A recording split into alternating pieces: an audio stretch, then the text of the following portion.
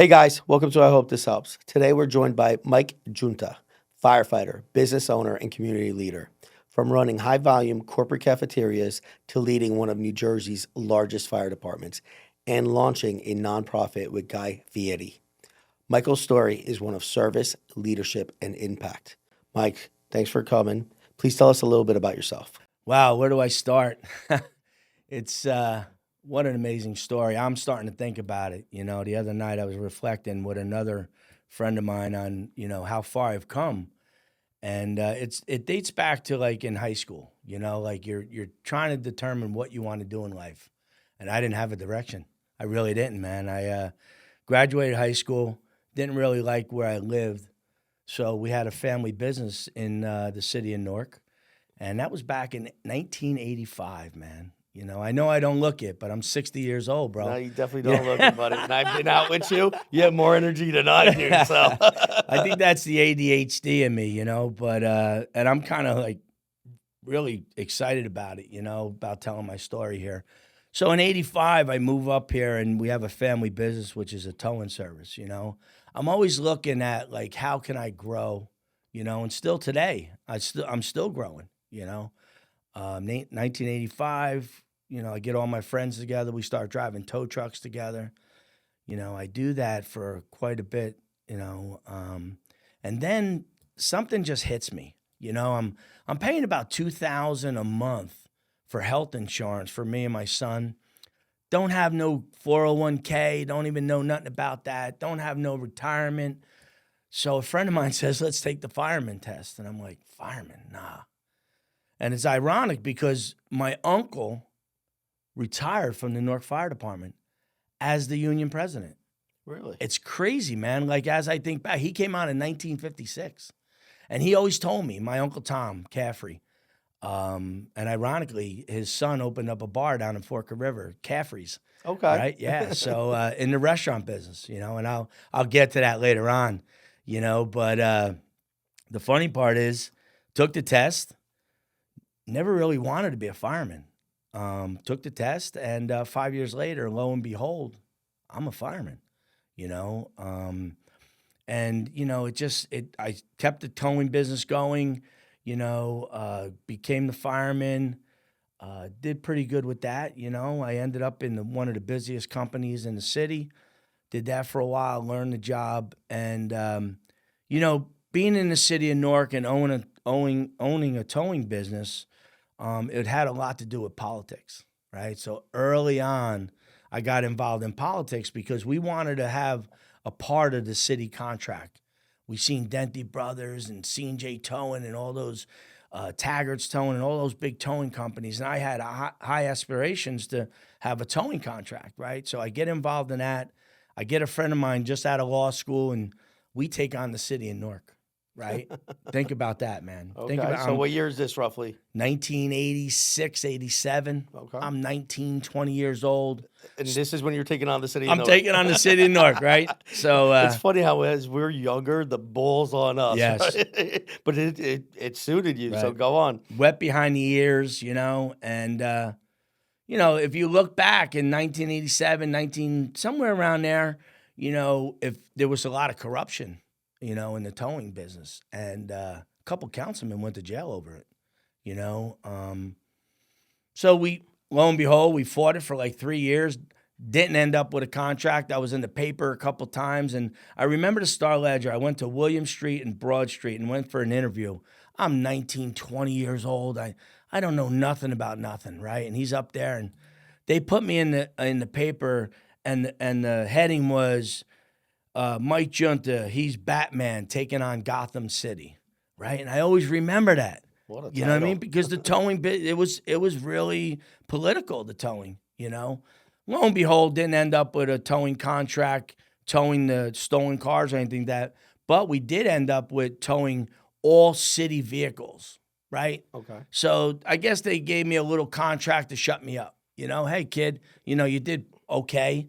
Here's a contract for you, and we wound up towing fire trucks, cop cars, and I'm gonna, as we go along, you're gonna see how this all comes into play, right? Okay. So I'm towing cop cars, fire trucks, and this, and I become a fireman, right? So Doing what really year well. did you become a fireman? 2000. Okay, so Okay. 2000. Quite Okay. quite a bit later on in life, man. I was, like I said, I was 32 years old, married. I had a son from a previous relationship, and and here I am, get on the fire department, right? And business is always in my life. I always wanted to be in business for myself, and being on the fire department, it allowed me. I had a lot of time on my hands. Yeah, because what is the fireman schedule? When I came on, it was two 14 hour, no, two 12-hour shifts, no, two 10-hour shifts. Sorry. You worked 2 days on, you had 1 day off, you worked 2 nights on, and then 3 days off. Okay, Right. so So it was 10s and 14s is what we called it. Later on, a couple years down the road, they found out that it was unhealthy to work that much in the fire department, because when you go into a fire, you need like 72 hours for your lungs to clear out with all the smoke. that makes So sense. 90% of the fire departments, paid fire departments, are what they call now is 24 on, 72 off. So now I'm sleeping at the firehouse, getting up, doing my towing and stuff like that. And a couple years down the road, I can't even put it together. I don't even know when it was, but my father passed away, and he was really the rock behind the business, and couldn't see myself doing towing for the rest of my life. 7 days a week, 24 hours a day. It was difficult getting people to work holidays, and so I couldn't see myself doing that. So I sold the business to a local towing company. Okay. Still Are being they a still in existence or no? yeah, they're still in existence. Yeah, Okay. the name isn't, but yeah, they have a lot of my accounts and stuff like that. But I did that for a couple of years, and then I got involved with my cousin, and he had a garbage business. I went to work for him. Again, always in business, man. My whole life, wanted to be an entrepreneur. We're in the garbage business at the time in Linden, New Jersey, and we keep riding past this old diner, this old broken down diner. I think it was called the White Crown Diner or White Diamond, corner of 21st Street and Wood Avenue in Linden. Okay. I'm You know, familiar and with and we're driving trucks, and there's no place to eat. There was really no place to eat, get a good hamburger. And what did we do when we were younger, right? We went to the clubs, and then we hit Andrew's Diner. Andrew's right? Diner over here or Right. Tom's Diner if you're Exactly. somewhere over there. 24-hour diners, man. And I just wanted to see if I can get this diner going, We were going to park some trucks on the property. So my cousin and I, we raised some money, and we bought this diner. It was run down, man. When we bought it, it was funny because there was an old guy, that would drink all day and all night, and he'd be in there running the diner, and we bought it, we rehabbed it, and brought it back to like the 50s style. It was an old train car. Okay. It was about 9 feet wide and 30 feet long, and that was me. Never worked in a restaurant, never owned a restaurant, didn't go to culinary school, but you know what? Let's give it a shot. How hard could it be, right? How hard could it be to be, start Right. cooking for the masses? Right, So, right. But only you, right? So we're behind the largest oil refinery in the East Coast called ConocoPhillips, right? So, we're standing in the park. What are we going to name this place? What are we going to name it? I don't want White Crown. It's not catchy, So I look over, it says Bayway Refinery. Perfect. Perfect. The Bayway Diner. Let's There it do it, So we're rehabbing the place. Took us a couple months. All that shiny stainless steel, and everybody's watching it, seeing what's going on, and bang, the first day we because I don't know too much about business, right? The food business. Let's open up the day after Christmas. Let's have a soft opening December 26th. But with everybody going past our parking lot, watching everything that's going on, the first day, boom, we get hit, man. We're serving hamburgers, hot dogs, chicken, and cheesesteaks. And from there, it just exploded, man. We opened up December 26th, 2006, I think it was, 2006. And then something crazier happened. All right, hold on for a second. So a soft opening, right? You have a small menu. You weren't expecting to get hit. Right. You get hit with a bunch of people. Yeah. Now, were you doing the cooking? Did you No. hire someone? Like, please tell me you hired someone. Okay, yeah. So it's funny because again, didn't know what to do. What did you do back then? In 2006, you still had newspapers, right? Yeah. So I throw an ad in the paper, and I'm looking for a short order cook that worked in diners, and this guy answers this ad. This Puerto Rican fella, Joe, and I didn't know it, man. The guy grew up in diners.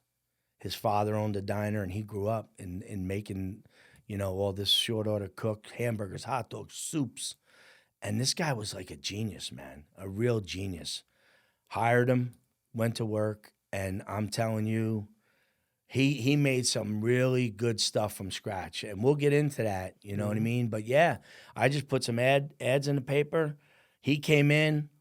Other people I don't even think we had internet back then. I don't even know if we had Facebook back then, to be honest with you. If we did, I wasn't on it. 2006? I don't believe so. I think Facebook came in somewhere probably like '09. It might have been in existence, but just between the colleges. Right. Because when Facebook first came, it was a college thing. You had to be in college, and it started off in, I believe the story's in Yale or Harvard, and then it just opened up to other schools and so on and so on. But we're not talking about their story. We're here to talk about yours. So you got lucked out. You got somebody with experience, thank goodness, because at the end of the day, you just, hey, soft opening, and you get bombarded. How many people do you think you fed that day? I'm going to say the first day we opened up, we probably fed 200 people. And remember, 200 people in 9 stools. That's all it was. You had 9 stools at a counter. You didn't have no booths. You didn't have no outside seating. You had nothing, right? So now, and then a lot of the orders were to go, which was a good thing too,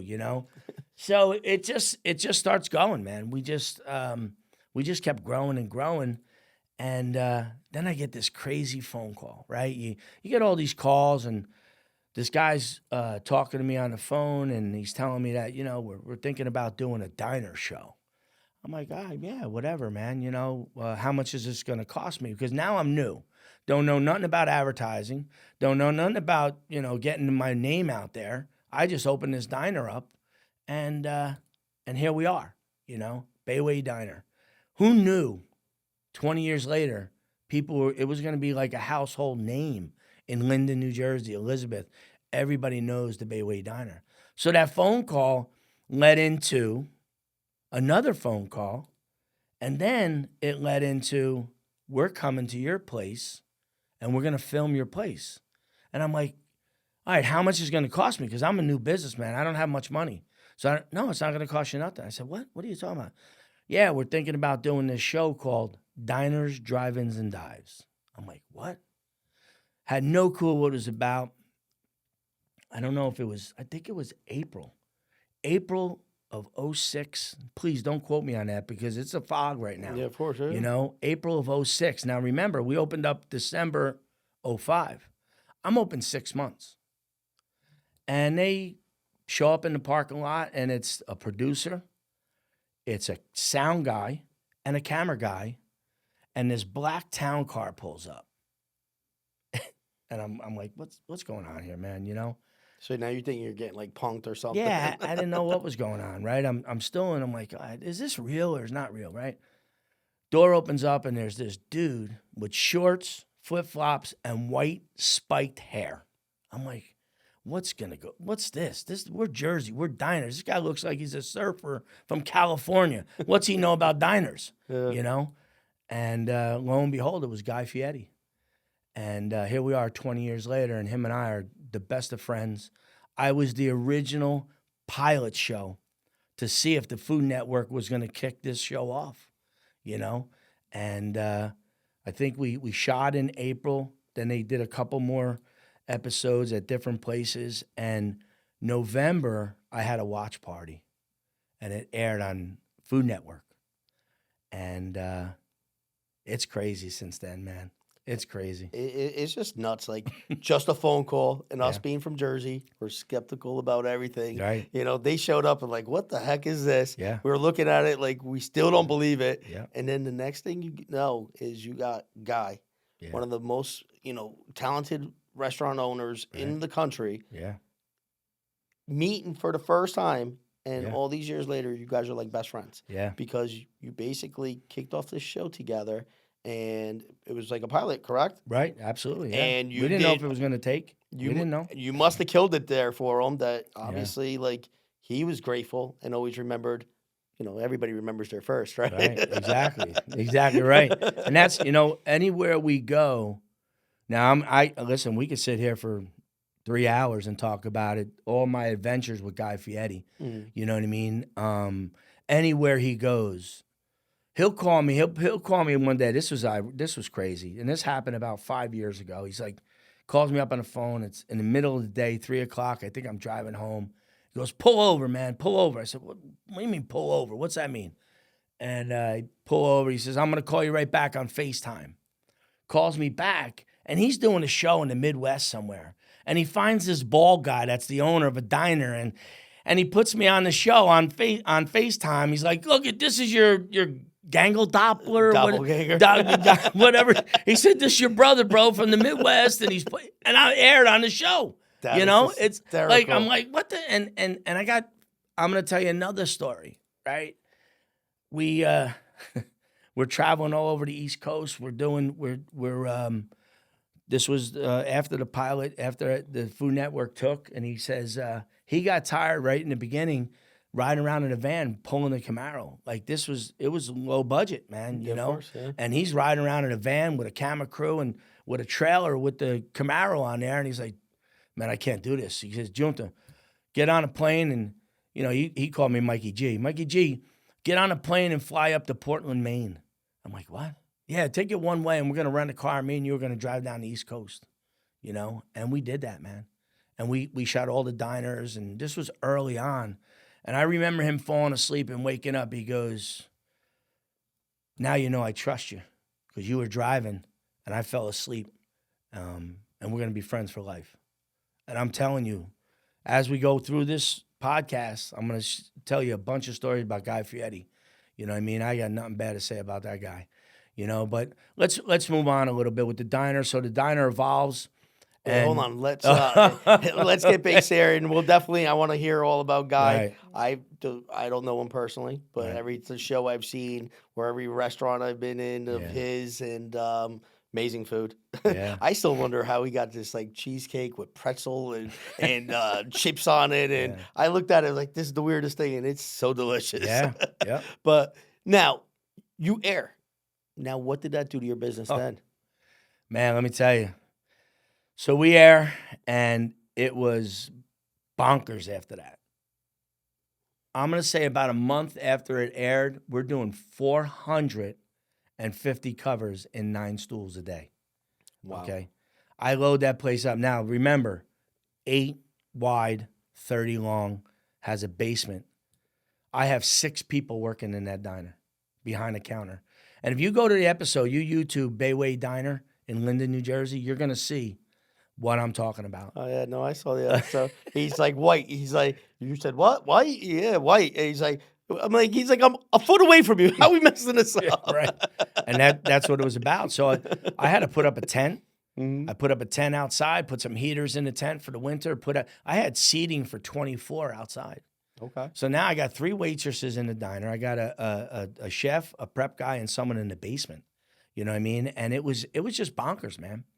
And then, we're behind the biggest oil refinery in the East Coast, right? And I had executives coming in there. I had everybody coming in there. People are calling up, can I get a stool? Make a reservation for a stool. Think about that, And I'm not taking reservations, man. I'm really not taking reservations at that time. And again, someone says to me, do you have a lunch truck? No, but let me look into it. A week later, I'm renting a lunch truck. What happened was, in the refinery, their lunch truck broke down. And the company that had their catering account was not buying another lunch truck. So now I go and rent the lunch truck. And here I am, I'm on a lunch truck, and I'm feeding the lunch truck from the diner, putting food on it, and taking it into the refinery, bringing it to them. Because if you remember, after 2000, This was like 2002, 2003. No, this is 2010. Yeah, I don't even listen, man. Time frames. This is a crazy story. I love it. 2010. With the new, when the World Trade Center hit, Yeah, after 9/11, right of after course, yeah. 9/11, that the security got tight at the refinery. So now we're bringing in food to the workers that can't come out no more, and now we're doing twice a day into the refinery with a lunch truck, and now we got the diner going. We're doing 400 covers in there. We're doing the lunch truck. Like, this is crazy, and we can't really expand. There's really not too much room to expand. So what do? I go buy a 40-foot container, those shipping containers. Okay. And I make that into storage and an office, right? Because now we're going into the refinery. Someone comes to the diner and says, "Hey, do you do catering?" "Yeah, I do catering." "Yeah, we do catering. We cater all over the place, right?" So now we start building up a catering business. I hire a catering chef. Remember, I got the chef upstairs, got a catering chef down the basement. I'm like, wow, we're busting out at the seams, man. So got the diner, we got the lunch truck. Now we're doing catering. Now you're doing catering, and on the side, you're just fighting fires. Yeah, and driving up the East Coast with right, Guy. Right, exactly, right. So yeah, and that was another thing. Like, guys always call me up, hey, come on, Mikey G, we got to go here. I got a business to run. I got a job. I wish I could jump on the plane and just travel around with Guy Fieri. That would be great, man. That'd be one heck of a Right. life right there. Yeah, but I got to keep things going. I do have a wife at home, got a kid. You know what I mean? Yeah. And a lot of this stuff, like, as I have to sit there and think about, just like with the time frames, like, time has flown by. It really has. And I still sit even till the other night, when we're having dinner with Joe Klecko and all these CEOs, just sitting there reflecting, like, holy cow, like, where it started and where it is now, man. And we're going to get to that. I mean, let's just recap this, because even right before we even started the show, I said, Mike, I've known you, but I didn't know nothing about you, right? And you sent me over, a couple of things about you, your bio, and I'm looking at it, I'm like, I don't even know where we're to go with this. Yeah. And let's just try to go frame by frame, because you've lived an amazing life, right? And if you really think about it, what I'm learning so far, and I can't wait to continue, is, man, one, you have balls of steel. Like, you just go and, like, school's not for me. I'm going to go take over this towing company. From there, you're like, oh, man, I'm tired of paying insurance, like everybody till this day still is. And you join the fire department. And then you just keep go into the garbage business, drive by this location, and something's calling you there. You do it, and then you answer this phone call. And most of us, like, might have just said, hey, go F yourself. Stop calling me. Because I'm sure a lot of people lost opportunities like that. That opportunity opened up so many other avenues that you've gone up the East Coast with Guy, opened up your diner, the catering, and the lunch truck, and now we're here, and we've only got to, what, 2010? Yeah, we're about 2010, man. We got 15 more years to go, brother. Let's go. All right, so let's go. Let's fast forward here. So, yeah, all right, we're going to fast forward a little bit. Let's see, 2010, I'm going to say 2012, right? I take over a cafeteria. My mother's working in Avenel, New Jersey at this disabled home, and they have their cafeteria there for their employees, and I take it over. No, 2011. Take that one over. I'm doing that for a little bit, and I'm standing online at the bank one day. This just came up, and the bank teller says, Mike, there's a company down in the port that wants a new caterer. They don't like their caterer, and, you do catering. Because by now I opened up Bayway Catering. Okay. Opened that up in 2008. Remember, we're catering. Right. You had Bayway Diner first, and then your Bayway Catering, and the teller says, I said, yeah, give her my card. Here's my card. Remember, I don't know nothing about marketing. I don't hire a marketing agent. I'm doing this all like just one foot in front of the other, learning it as I go. Made a lot of mistakes, man. Made a lot of mistakes. But you know what most people's mistakes are? It's not starting, right? And that's the one thing that's amazing about you is you don't care. You just start. You just go for it. Yeah. And then you'll learn as you go. Right. And a lot of people want everything perfect before they start anything. And guess what? We all know and now all these years later, you have the experience. Yeah. No such thing as perfect, right? No. Imagine No. if you had to be perfect with how you opened that diner, or Right. how you got this location, a Yeah. perfect location, Yeah. or a perfect this. Where would your story be? It might not be where I'm at today, Of to be course. honest with you, man. And I failed. I failed a couple times, Of and course. just kept on, picked up my bootstraps and just kept going, And think about it. One part that's being missed here is you started this you got into the fire department at 32 years old, Yeah. right? Yeah. Most people are like, oh no, I can't make a move. Here you are in your 30s and 40s, just making these home runs, Right. hitting them. Yeah. Not scared, not nothing, just jumping in like, hey, well, let's Yep. go. Yeah. And just doing it. Yeah. Honestly, man, that's amazing. And listen, I'm 60 years old and still doing it. We're gonna get to that, man. Can't I'm telling wait. you. Let's go. Let's So- go. All right, so we got the catering. Somebody from Yeah. the port calls you up. They know about you. They know Right. what kind of work you do. And let's go. All right, so we're catering out of the other facility in Avenel, right? And we're doing some catering out of there. And I'm traveling. I'm delivering it myself. Because by this time I hire a lunch truck operator. They're going in there twice a day from the diner. And what happens is I'm doing catering for 10 executives. And I'm doing that for about a year, man. I'm losing money. Think about it. You're coming from Avenel, New Jersey. You're catering for 10 people. But I'm looking at the big picture. I'm looking at, there's a cafeteria downstairs, and they're unhappy with their operator. So this might give me a little, segue into the cafeteria. Lo and behold, I get a phone call. It's the executives. Mike, we want to talk to you. Okay. We want you to take over our cafeteria. I'm like, what? What are you talking about? Cafeteria? I don't know if I know about the cafeteria business. I don't tell them that, right? I don't know what's a cafeteria. So I start doing some research, talk to a couple different people, and there's 3 big major companies in the world: Sodexo, Flick, and Aramark. Right? Okay. These are big companies. A lot of them based out of New Zealand and out of different countries and stuff. They got thousands upon thousands, but I think they lost sight of what the catering business means and the mom and pops that used to run these cafeterias. We all grew up in Puglisi's, and Puglisi's ran a cafeteria for the Port Authority for 40 years. Yeah. Nobody really knew about that. I didn't know about it. I didn't know that. Right? Nobody knew. Now, yeah. So I take over this cafeteria. We're feeding 700 people a day at this cafeteria. So you went from losing money, Right. looking at the big picture, right? Because you're getting all in with these executives, you're Yeah. doing your best, and now you take over this Yeah. amazing cafeteria. 700 people. 700 workers a day, breakfast and lunch. And the good part about this, it's a captured audience, right? You don't want to brown bag it. It's too much trouble to brown bag it. This is the longshoreman down at the piers, right? I was at Mar Terminal, and I got the diner going. I got the cafeteria going, right? Now, let's fast forward 2 more years. Now, this one's up and running. I got, again, ad in the paper, right? Did an ad in the paper at the time, and got this chef called, he was working at a restaurant down in Freehold. And I was talking to him back and forth. He wasn't sure if he was going to lead the restaurant. He wanted to raise a family. The restaurant business is tough, right? Yeah. Weekends, nights. It's really hard to raise a family in the restaurant business. But I found the best part of the food industry is breakfast and lunch, with a captured audience. So I go to the restaurant, and I bring my family there, and I'm eating and this, that, the other thing. He don't know who I am because we're just communicating through the phone,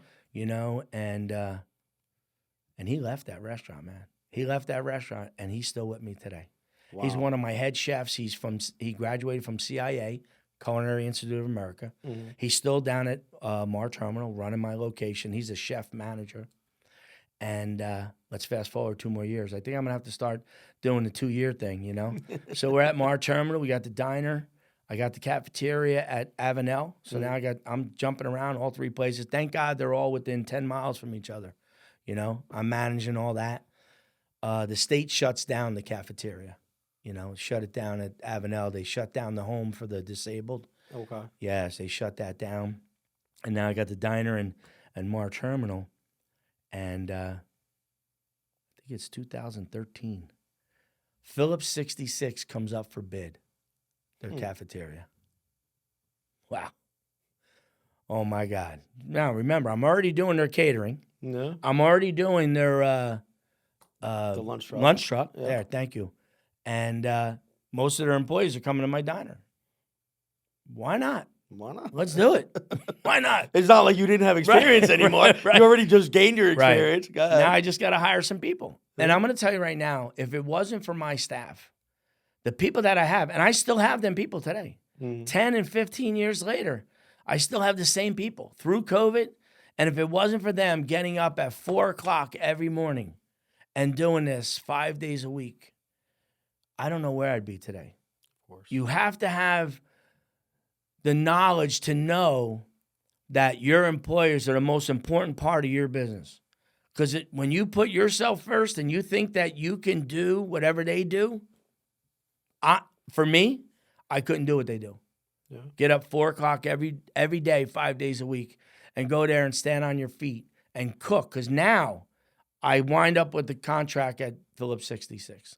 I take it from one of the 3 largest companies in the world, Sodexo. I take it from them. They sign my contract. I do everything. We get in there.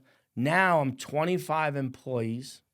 Diner, Mar Terminal, Phillips 66, lunch truck, and being a fireman. Holy cow, right? Amazing. You know, what they say is smart people hire even smarter people, right? And the first thing they admit is, Right. hey, I can't do it all. I like that, man. I like that. And I'm probably going to use that. Smart people hire smarter people, right? Absolutely. And, they went to school for this. They do this. I'm a fireman, man. And early on, I got to tell you, Guy put this in my head and I'll never forget it. He said, Mike, there's 2 things. You can either have a job or a business. You have a job. You're a fireman. You need a business. A business runs itself. And that's what you strive for, the business. You don't want 2 jobs. Of course. In the beginning, you got to go there. You got to manage everything, Of course. until your employees get on the same page with you and it starts managing itself. Yeah, that's where you get your systems, your processes, and everything like that. And, you break a couple eggs to make an omelet. And same thing with business, right? You break a couple of eggs. That's it. Until you get your final product. Right. And that's amazing. Like, just Absolutely. Yeah. bro, your story, I'm enjoying this. It's one of my favorite episodes already. Good. I appreciate that, man. But we're not even halfway there, I don't think, man. But, my life has been a roller coaster ride in business, right? Mhm. You have your ups and downs. And then let me backtrack. All right, Avenel closed. I have the diner. I have the Mar Terminal, and I have Phillips 66.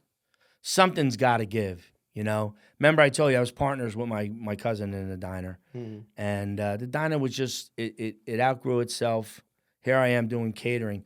Even out of the diner, I'm doing a little place. I got a good story for you. I'm doing a place called The Avenue in Union, New Jersey. I'm doing their gatherings. And I meet a guy called Montel Sanders. Okay. All right. Montel Sanders was the operations manager for the Jets. Okay. I'm actually a Jet fan, so go ahead. So I don't know if you knew that about me, but good. No, I didn't. You got me intrigued, even though we suck right now, but Yeah, whatever. that's okay. We'll be all right. And remember, I just had dinner with Joe Klecko 2 nights ago. I Right? know. But this story gets better. Go ahead. So Montel says to me, he goes, I love your product, man. He goes, can you come up and do some catering for the Jets? I'm like, yeah, sure. So now I'm catering for all the agents during that crunch season where they have to do all their picks and stuff, right? Yeah. And they're working 12, 14 hours a day, right? And I'm going up there every night and I'm delivering catering. And the crazy part about it is one of the big major companies, I'm going up to the new facility up in Florham Park. Mhm. And Flick has the account. And Flick gets wind of this, that I'm doing catering on their site and everything. But that lasted for probably a good 3-4 months. I did a big barbecue for them. They wanted me to set up the barbecues and have the smells go onto the field to the players. And they're like, you're going to work hard or you're not getting food and this, that, the other thing, right? So Motivation. So motivation. There Right? you for the Jets players, right? So, I mean, those millions of dollars don't do it. Right. But your food does, obviously. Right. I can remember the menu, man. We had some pulled pork and we had some nice burgers, and you smelt it on the field, you know. I'm sure. But I'm sure.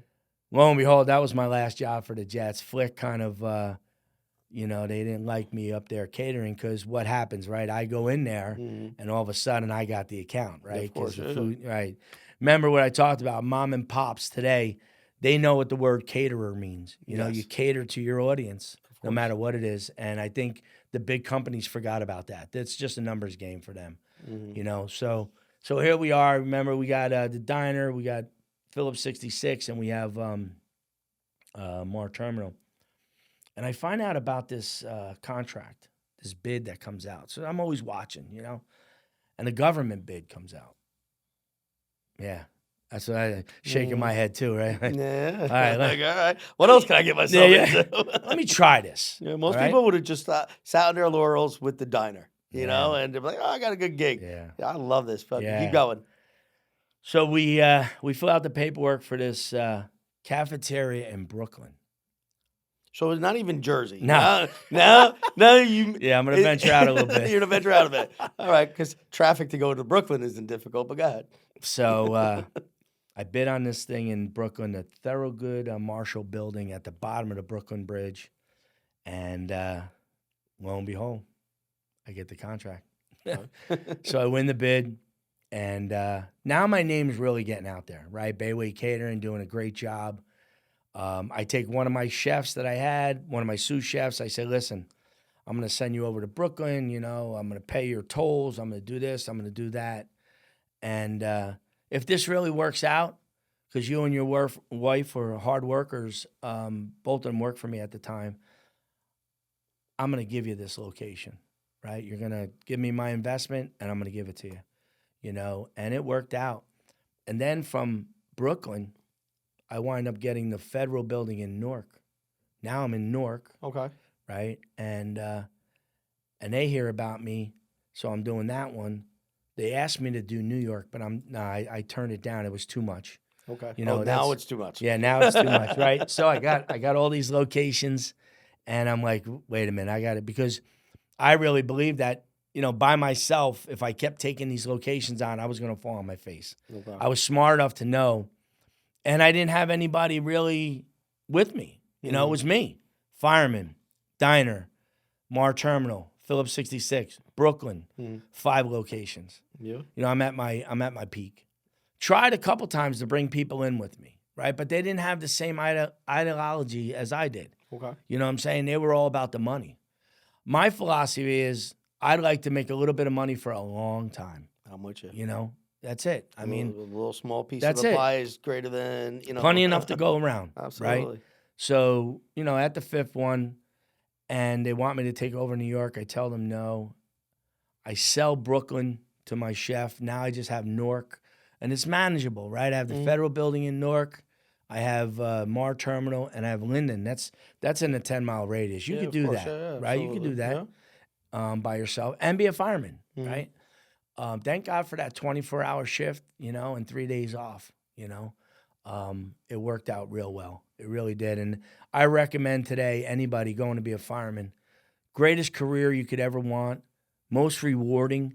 You know, I didn't even get into the stories with the fire department. I'll get to that, you know. And such a brotherhood, too. Yeah. That's one thing that I actually have a lot of friends as well in your department. You know Yeah. what I mean? And I see the brotherhood. I see the friendships. I see, Right. you know, them going to Puerto Rico to play softball Yep. together on Yeah. their own dime and on their own time. Yep. And it's just like amazing because most people that work together, they want to get the hell out of away from each other. Right. Meanwhile, these guys are still getting together. I mean, got to have each other's back, especially when you're going into a fire, Well, correct? that's it, yeah. So, I mean, I have a lot of friendships outside the fire department. You know, you work that 24-hour shift, then you're getting together with families, you're doing things. We have picnics, you know, we have gatherings, we have a comedy night coming up. We do all these different fundraisers, you know. So now, you know, luckily I didn't do the New York one. I'll be honest with you. It's a lot of startup money. Yeah. You know what I mean? And one location might suffer for a while till that other location gets started up, and then we get hit with COVID. Oh wait, we still haven't even gotten there yet. Oh man, I feel like every conversation goes Yeah, back to COVID, it but does. It and really that's terrible. But go ahead. it was horrific in the food industry, right? Thank God the government stepped up, and if you knew how to manage everything, you stayed in business. Um, so all the government shuts down, all the cafeterias shut down. Nobody's going to work. However, Mar Terminal can't shut down. You shut the ships down. You don't move the product. Where are we going to be at? Hmm. Phillips 66 can't shut down. So what they do is they give my employees these essential worker cards. And remember when you couldn't be on the roads or anything? We were on the roads going to work every day. Yeah. We didn't miss a day's work, all through COVID. We had to stay open. We weren't making no money. My employees were getting paid, and my business really took a hit. Really, really did take a hit. If it wasn't for the PPP money, and if you didn't use that PPP money correctly, you didn't survive. Yeah, and I there's a lot thank of God. people that took that money and Right. they did terrible things with it. But Exactly. that's a conversation Yeah. for another time. But go Yeah. ahead. So I got an SBA loan, keep me in business. It was a rough time. It was a really, really rough time in business. But we made it through. We survived. I mean, it was a tough time in the whole world. I mean, Yeah. the fire service, it was rough in the fire service. Every aspect of my life was really took a turn, with COVID. But we did come out on the other side, man, because here I sit. Yeah. And I got a lot of wonderful stories after that. But I go back to the fire service when I became a fireman, and I'm going to backtrack a little bit, right? So remember, I was in politics because of the business. I've been around politics for a long time. Sharp James, Gail Cheney, Field Jenkins. Those were my two heroes in politics. Hold on, let's go back here, right? When you say you were in politics, what were you doing? When you have city contracts and you're in the fire service also, if you're not involved in politics some way, shape, or form, it's my experience that you're not going to keep your contract.